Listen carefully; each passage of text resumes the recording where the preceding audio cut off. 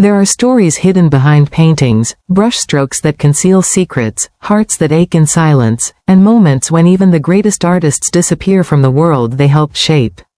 But few tales are as haunting as the one that surrounded Georgia O'Keeffe, the woman who painted the bones and flowers of the American desert, the woman whose colors captured both death and desire, and who, in 1946, vanished for 10 long days without a trace.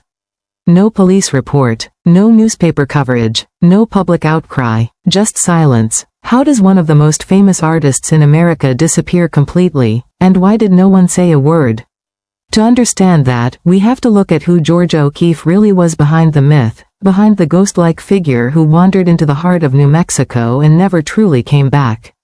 Born in 1887 on a dairy farm in Sun Prairie, Wisconsin, Georgia Toto O'Keeffe grew up surrounded by fields, wind, and isolation, a quiet that would later echo in her art.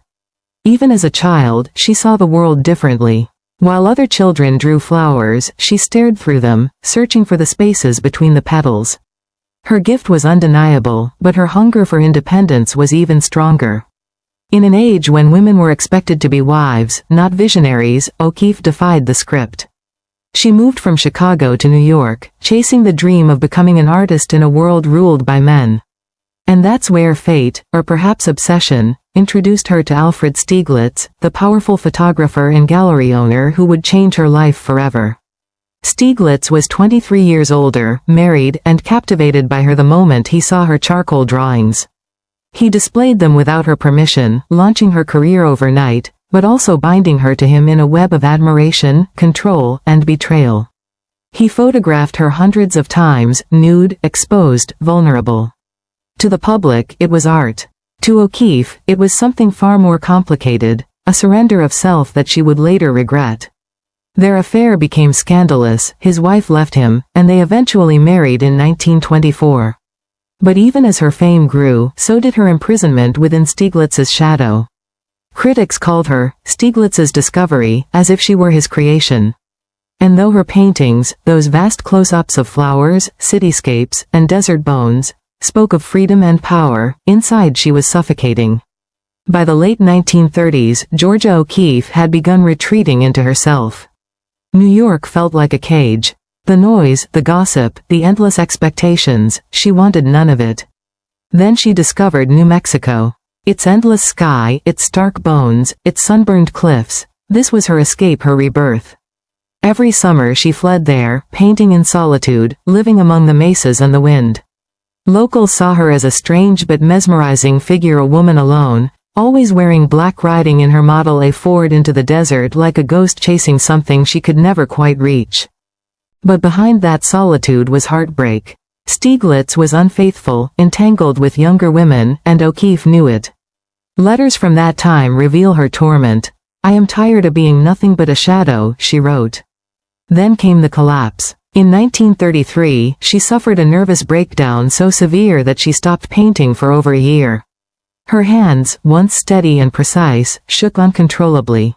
Doctors called it exhaustion. She called it betrayal. But she rebuilt herself, piece by piece, painting again with a vengeance, channeling pain into her art.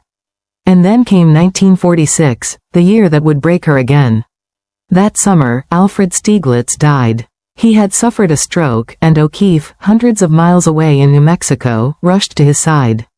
But she arrived too late. He was gone. The man who had loved her, haunted her, and defined her for decades was suddenly nothing but memory. She handled the funeral with quiet grace, sorting his belongings, closing his gallery, and facing the press with her famous stoicism. And then, she vanished. For 10 days after his death, Georgia O'Keeffe disappeared. No one, not her friends, not her assistants, not the art world, knew where she had gone. Some believed she had returned to the desert. Others whispered she had gone to the sea. But the truth was darker.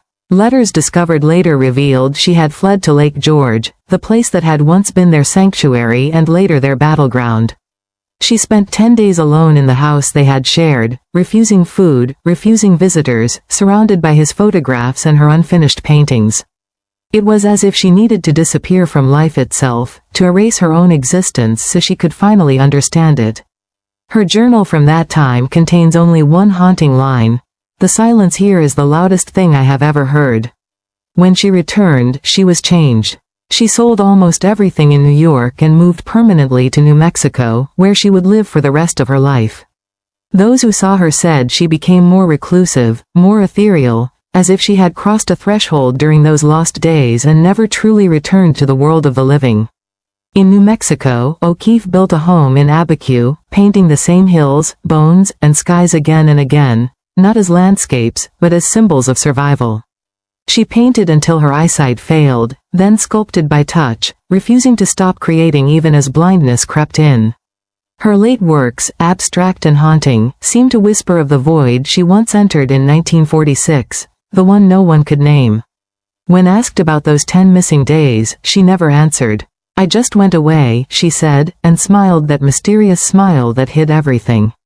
In her later years, she became a legend, not just for her art, but for her silence.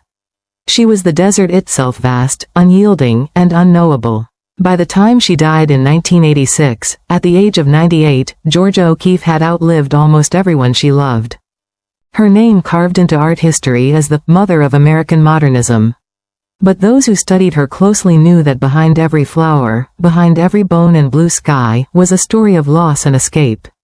Her disappearance in 1946 was not just a vanishing, it was a rebirth, a shedding of her old life to become something elemental. The world may remember her for her paintings, but perhaps the most powerful artwork she ever created was her own myth, the woman who vanished into silence and returned as eternity itself. And maybe, in the end, that's why no one reported her missing. Because everyone who truly knew Georgia O'Keeffe understood that she wasn't lost, she was finally, completely, free.